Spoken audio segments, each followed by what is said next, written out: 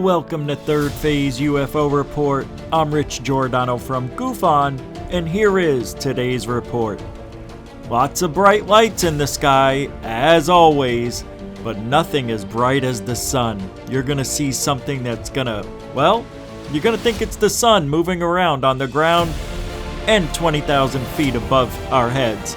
And I have a little special interview towards the end of this video, so stay tuned and let's get started with something very bright.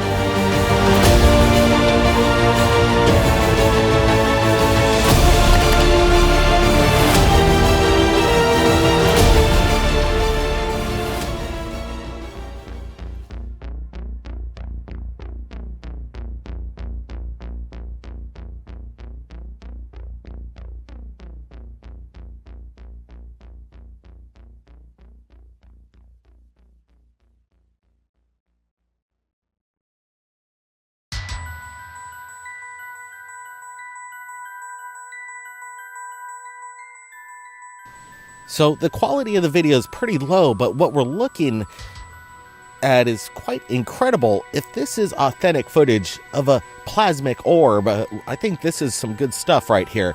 Could there be some kind of manipulation? Maybe the person that's shooting this is trying to fool us. Maybe a reflection off a window. Or could it be the real thing? Because when we're looking at it a little closer, I'm not seeing any indications like that. This seems very genuine. What's your thoughts here, Brett? Yeah, somebody submitted this to us earlier this morning, and I was taking a close look at it. Yeah, I was pretty impressed with the footage itself. This large glowing static ball of electricity, or what people may call plasma orbs. We're looking at something that is real curious. I'm getting a closer look. We're looking at it. Are you seeing any lines? Could this be static electricity flowing through power lines and creating this plasmic ball? I'm not hearing any static come from this because when we received the video, we didn't have any audio to go along with it. We're looking at something that's quite incredible. Is it just a normal static electrical discharge? Is that what we're looking at? Absolutely, Brent. Good call. That definitely looks like it could be power lines back there off in the distance. And this energy, this plasmic energy ball's basically just skimming across the wires, a power surge. Definitely, again, strange video. And that's why we're sharing it too. We want to get to the bottom of the phenomenon. And sometimes we get it right, sometimes we don't. But we're putting it out there as fast as possible. So speaking of incredible footage that have just come in to Third Phase Moon, here's a good one. Commercial pilots capture the same plasmic ball, but this time up at approximately 20 to 30,000 feet.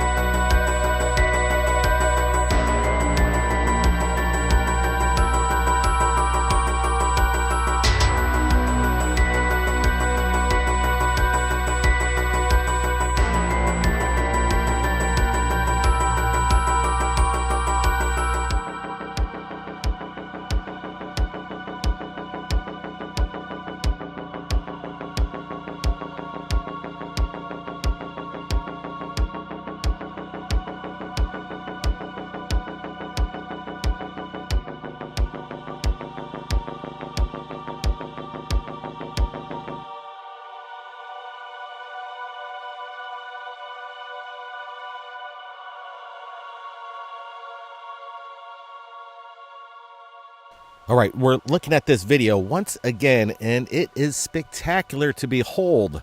We're on the front lines of UFOs, and this seems to be one of them, and it's huge. I'm surprised this hasn't made the world news, but sometimes Third Phase Moon's breaking it, and they follow up shortly afterwards, as usual. But looking at this incredible video, once again, I'm going to have to roll out a rocket because it does emerge out of the clouds as we see it sometimes in night launches from Cape Canaveral. But this then all of a sudden just stays stationary. It stopped. Rockets continue into the stratosphere and beyond into space. This thing is just hanging over there at about 20 to 30,000 feet, and it's definitely capturing the pilot's eyes.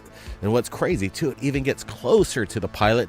Brett, what's your thoughts here? Missile, rocket, new technology, Space Force. I just have no idea what this possibly could be.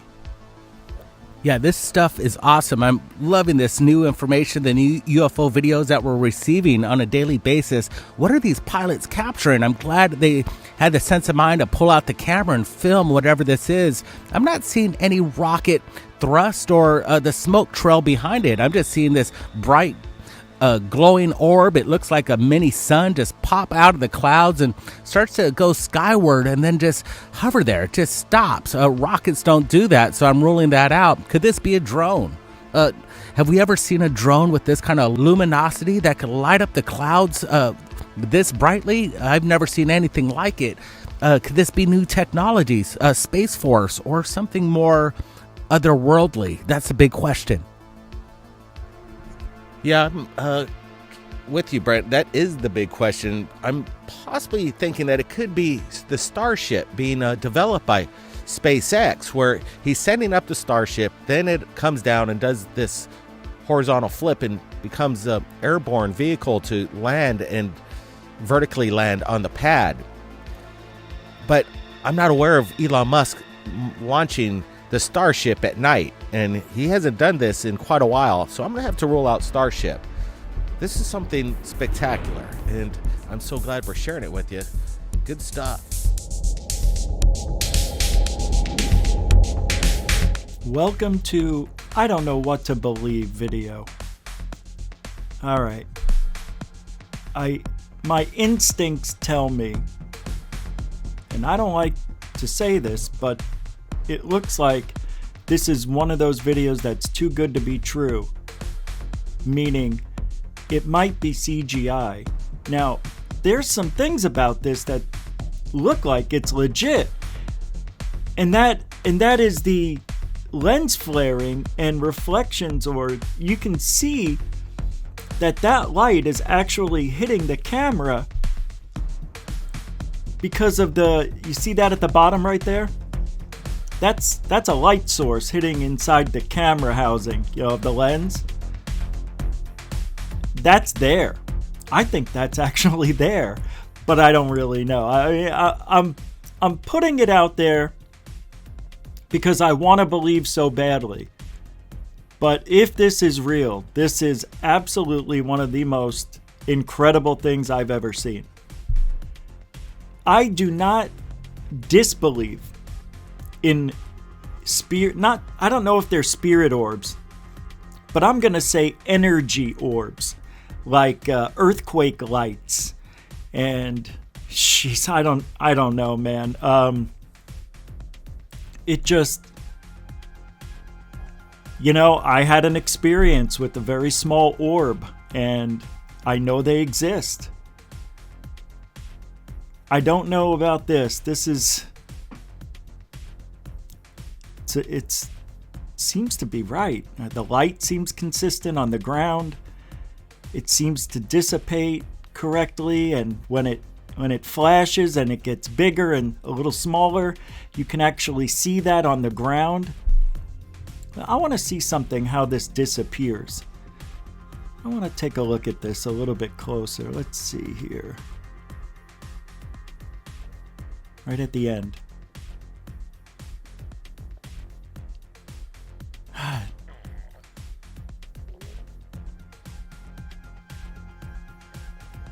And behind it, you can see, watch here.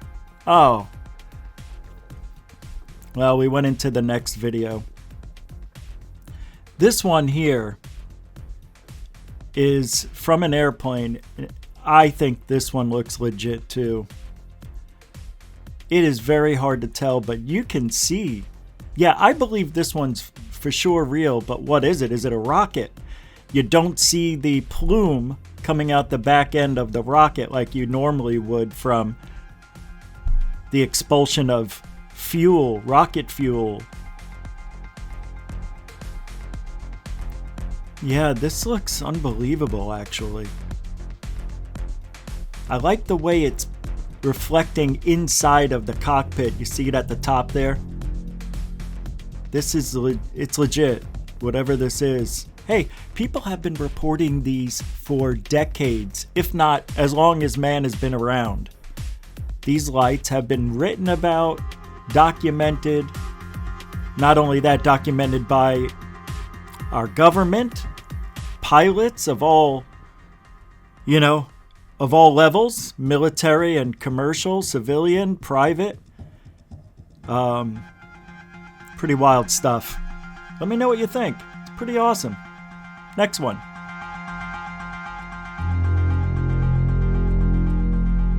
I know the world is watching and you're joining us tonight from around the world. You want to see the UFO videos? We got more for you. So take a look at these incredible ring cam footage of 2 UFOs moving at very fast speeds. I'm just looking at it in real time. We get a lot of videos and it's hard to go over them and have any words to say to what we're looking at, because again, more evidence. These 2 dart by super quick. Let's watch it again. Real time. Let's slow it down. I don't see any strobing or FAA lights on it. I don't see any wings. They almost resemble Tic Tacs. Here's the other shot from another angle of one object with the flight characteristics that equal these right here. Look at this. Brent, what's your thoughts? Yeah, I like the way these cylindrical objects are illuminating the bottom ground. You can see the trees highlighted, and as these pass by, whatever it is, it's projecting light, and that's interesting. Could it be just overblown light from the ring cam itself, and it's kind of pushing so much light out of it that we can't see what the structure is? But this is weird. They travel in formation. They're really low to the ground, and if this is helicopters going over a neighborhood, that'd be way too low. What are we looking at? This is incredible stuff. I like the ring cam footage when they do come in, and if you got anything cool that looks like this, send it our way. Absolutely. And again, I'd rule out helicopters because I'm not seeing any strobes of FAA lights whatsoever.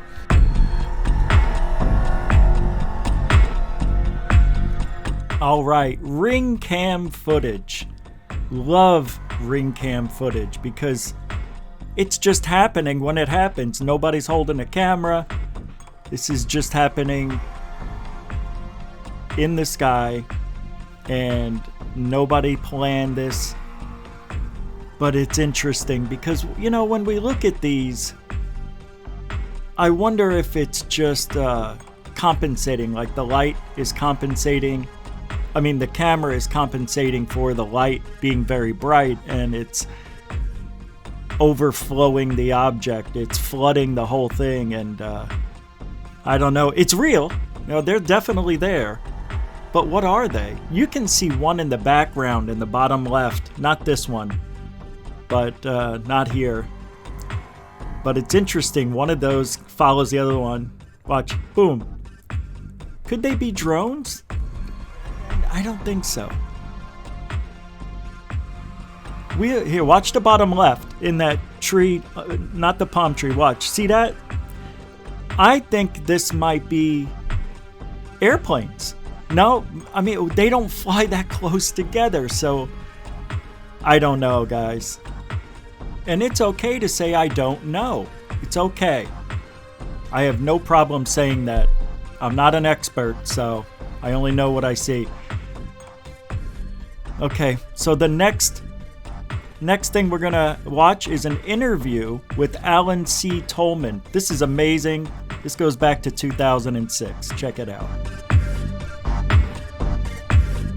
Here's an interview I did with Alan C. Tolman in 2006 at the Fast Walkers movie premiere in Scottsdale, Arizona. I just walked up to him and we started talking, and he had his display out there, and well, here's what happened. Pretty cool. All right, and I'm looking at is a photograph that George Adamski took, right? Right, 1951. 1951. And this is of what again? Carrier ship. And can you explain again to me what those these little bumps were? Well, a lot of their instrumentation are contained in these domes and bumps up here. Oh, okay. Sensing devices. Okay. That they would use for proximity to other craft and in orbiting around another planet like Earth. And then we have some, I've seen these photos over here. This is Oh, we the have more. carrier ship beginning. They begin to launch out here of some of the control scanning discs, and as they get closer, you see a scout ship with Yeah. the bell shape. Wow. This scout ship will command these 5. That's unbelievable. And they'll come down to Earth and they'll take air samples, they'll take water samples, vegetation samples, check the electric fields, static electricity and so forth. And they're constantly doing that. So we get a chance to see them, but they don't pay too much attention to us. Right. They just go about their business doing what they have to do. Now, George Adamski took these way back when, but how far away were these? Were these in space, or did he get these in These the were atmosphere? Space, and they were done in a 6-inch telescope, which I viewed. Oh, there it is. Okay.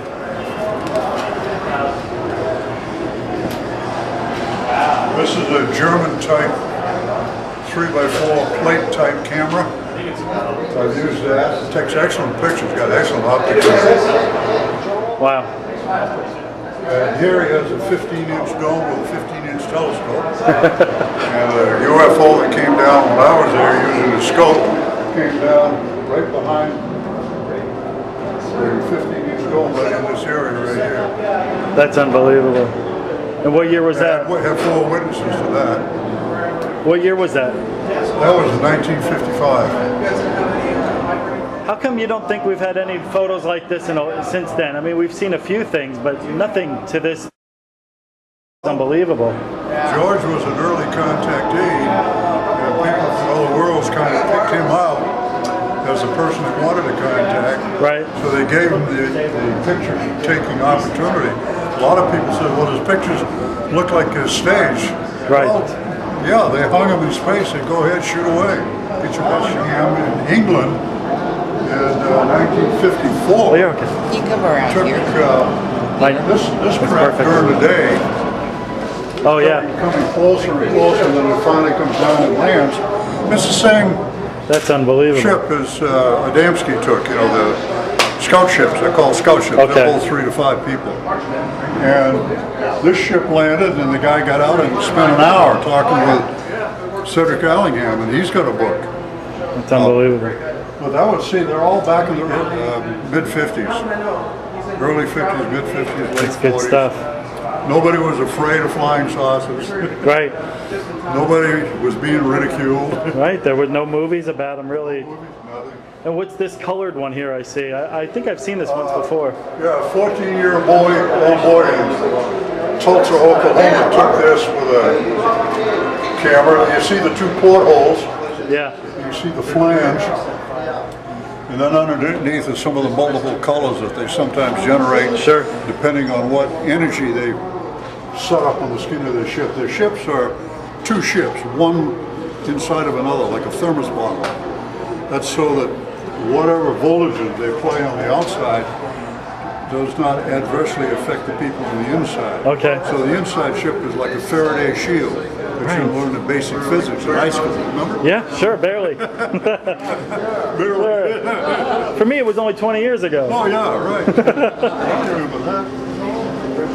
So, Unbelievable The Astromid system is 850 line resolution. Wow.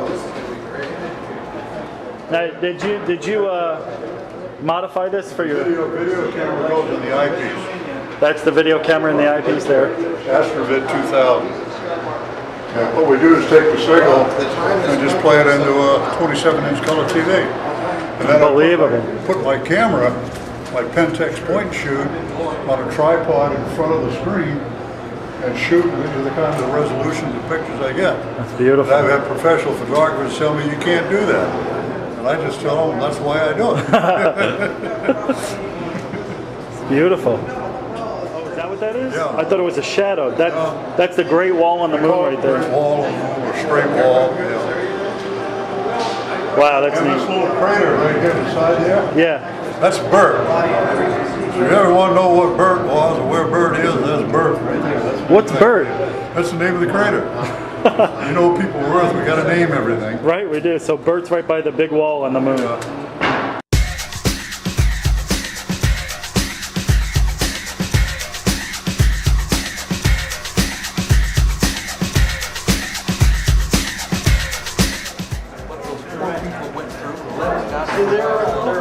Pick your spots.